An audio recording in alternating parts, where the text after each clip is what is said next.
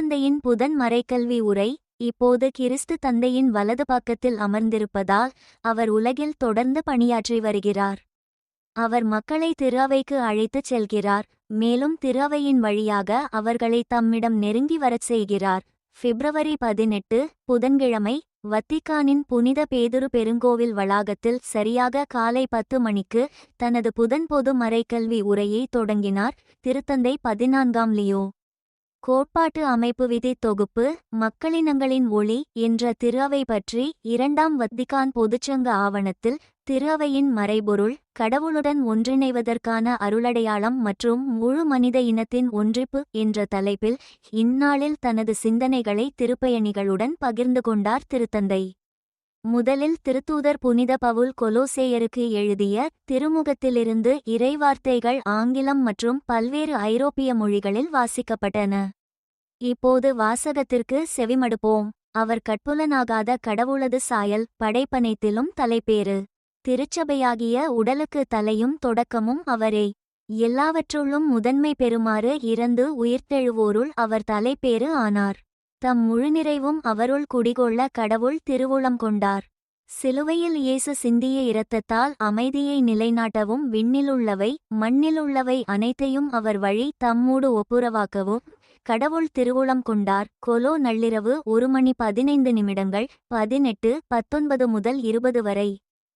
இறைவார்த்தை வாசிப்பிற்கு பிறகு திருத்தந்தை தனது புதன் பொது மறைக்கல்வி உரையை தொடங்கினார். அன்புள்ள சகோதரிகளே, காலை வணக்கம். உங்கள் அனைவரையும் அன்புடன் வரவேற்கின்றேன். இந்த மறைக்கல்வி உரையை நாம் எந்த ஆவணங்களுக்கு அர்ப்பணிக்கிறோமோ அந்த ஆவணங்களுக்குத்தான் 2ஆம் வத்திக்கான் பொதுச் சங்கம் திரு அவையை விவரிக்க விரும்பியபோது முதலில் அது எங்கிருந்து வருகிறது என்பதை விளக்குவதில் அக்கறை கொண்டிருந்தது. அவ்வாறு செய்ய 1964 ஆம் ஆண்டு நவம்பர் 21ஆம் நாள் அங்கீகரிக்கப்பட்ட கோட்பாட்டு அமைப்பு விதி தொகுப்பு மக்களினங்களின் ஒளி என்ற ஆவணம் புனித பவுலின் கடிதங்களிலிருந்து மறைபொருள் என்ற வார்த்தையை பெற்றது. இந்த வார்த்தையை தேர்ந்தெடுப்பதன் வழியாக மறைபொருள் என்ற வார்த்தையை கேட்கும்போது சில வேளைகளில் பொதுவாக நினைப்பது போல திரு அவை என்பது விளக்க முடியாதது அல்லது புரிந்து கொள்ள முடியாதது என்று கூறுவது அர்த்தமற்றது. இதற்கு நேர்மாறாக புனித பவுல் இந்த வார்த்தையை பயன்படுத்தும்போது, குறிப்பாக எபேசியருக்கு எழுதிய திருமுகத்தில் ஒரு காலத்தில் மறைக்கப்பட்டு இப்போது வெளிப்படுத்தப்பட்ட ஓர் யதார்த்தத்தை குறிக்க விரும்புகிறார். காண்க எபே 3-5. இது கடவுளின் திட்டமாகும். இதற்கு ஒரு நோக்கம் உள்ளது. இயேசு கிறிஸ்துவின் ஒப்புரவுச் செயலின் மூலம் அனைத்து உயிரினங்களையும் ஒன்றிணைப்பது மக்கள் வழிபாட்டிற்காக கூடும்போது இது மிக தெளிவாக காணப்படுகிறது.